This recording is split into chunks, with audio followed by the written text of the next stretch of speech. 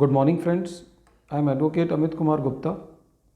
मैं अपने income tax के लेक्चर्स की सीरीज़ में एक सीरीज़ स्टार्ट करने जा रहा हूँ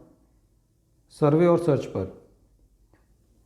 इस सीरीज़ के अंदर मैं काफ़ी सारे ऐसे टॉपिक्स को कवर करूँगा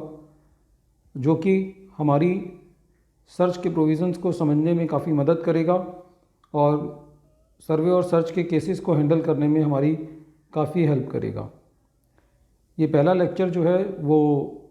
सर्च के इंट्रोडक्टरी प्रोविज़न पर है, जिसमें मैं ये बता रहा हूँ कि जो सर्च का एक बहुत लंबा पीरियड रहा है इनकम टैक्स के इतिहास में, इसमें कौन कौन से चेंजेस मोटे तौर पे किए गए हैं।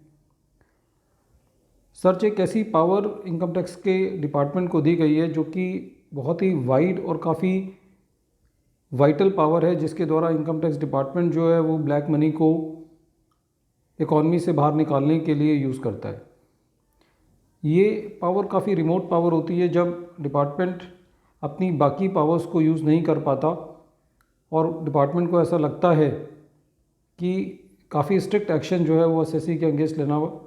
पड़ेगा ब्लैक मनी को निकालने के लिए। तभी डिपार्टमेंट जो है वो सर्च की पावर को यूज़ करता है। जो सर्च की पावर होती है वो एक एसएससी के प्राइवेसी को डाइल्यूट करती है, और जो कोई भी पावर किसी भी आदमी की प्राइवेसी को डाइल्यूट करती है वो पावर बहुत ही सावधानी से बरती जानी चाहिए। इसीलिए सर्च के प्रोविज़न में इनहेरेंट कंट्रोल दिया गया है कि जो सर्च है वो डिपार्टमेंट के जो बड़े अधिकारी हैं वही सर्च को जो है ऑथराइज़ कर सकते हैं और उसकी परमिशन दे सकते हैं, ताकि सर्च की पावर का मिसयूज़ ना हो। सर्च के प्रोविज़न्स में कुछ changes over a period of time किए गए। उदाहरण के तौर पर, जब कभी भी सर्च के दौरान प्रोहिबिटरी ऑर्डर इशू किया जाता है तो उस प्रोहिबिटरी ऑर्डर का एक जो पीरियड है उसको 60 दिन जो है वो फिक्स कर दिया गया है कि कोई भी प्रोहिबिटरी ऑर्डर जो है वो 60 दिन के बाद जो है वो मान्य नहीं होगा। जब कभी भी सर्च होती थी तो जो ऑथराइज्ड ऑफिसर सर्च करता है तो उसने सर्च के दौरान जो भी उसको बुक्स ऑफ अकाउंट्स डॉक्यूमेंट्स वगैरह मिलते हैं तो उसने वो डॉक्यूमेंट्स एसएससी के जुरिस्डिक्शनल असेसिंग ऑफिसर को हैंडओवर करने होते हैं। पहले वो पीरियड 15 दिन होता था, अब उस पीरियड को बढ़ा करके 15 से 60 दिन कर दिया गया है। एक और प्रोविज़न बहुत इम्पोर्टेंट वो ये लाया गया कि जब भी एसएससी के यहाँ सर्च होती है तो ये देखा जाता है कि डिपार्टमेंट जो है वो एसएससी के जो वैल्यूएबल्स होते हैं, कैश होता है या ज्वेलरी होती है, उसको डिपार्टमेंट सीज़ कर लेता है। लेकिन एक प्रोविज़न बहुत महत्वपूर्ण जो इंसर्ट किया गया वो ये किया गया कि एसएससी जिस चीज़ का व्यापार करता है, जो उसके स्टॉक इन ट्रेड में है, डिपार्टमेंट उसका सीज़र नहीं कर सकता। ज़्यादा से ज़्यादा जो डिपार्टमेंट कर सकता है वो ये कर सकता है कि उस स्टॉक इन ट्रेड की लिस्ट बनाए और लिस्ट बना करके जो है वो अपने साथ ले जाए और उसकी एक लिस्ट जो है वो एसएससी को भी दे दे। पहले सर्च के प्रोविज़न्स में ब्लॉक असेसमेंट होता था, एक पीरियड को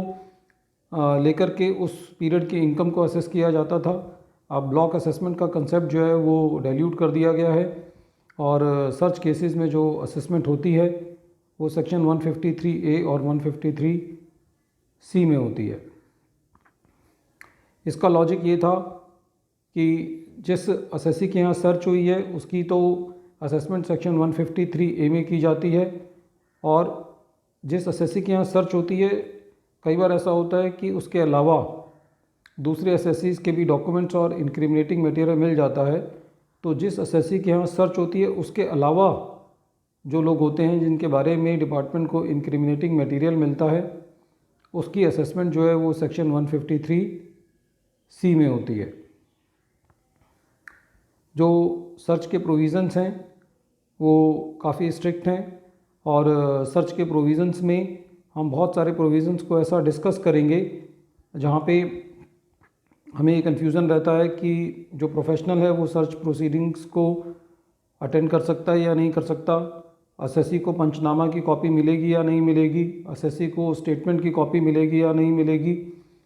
जो एसएससी है उसको सर्च वारंट की कॉपी मिलेगी या नहीं मिलेगी। तो आगे आने वाले सर्च के प्रोविज़न्स में हम इन सब प्रावधानों को डिटेल में समझेंगे और मेरी पूरी ये कोशिश रहेगी कि मैं आप लोगों के सामने इन प्रोविज़न्स को इस तरीके से ला सकूं ताकि आपको ये प्रोविज़न्स इंटरेस्टिंग भी लगें और ये आप लोगों के लिए समझने में काफ़ी मदद करें। फ्रेंड्स, ये सर्च का जो लेक्चर था ये इंट्रोडक्टरी सेक्शन था। अब जो आगे आने वाले जो लेक्चर्स होंगे उनके अंदर मैं एक एक टॉपिक को कवर करके आप लोगों को सर्वे और सर्च के प्रोविज़न्स को एक्सप्लेन करूँगा। Thank you friends, thank you.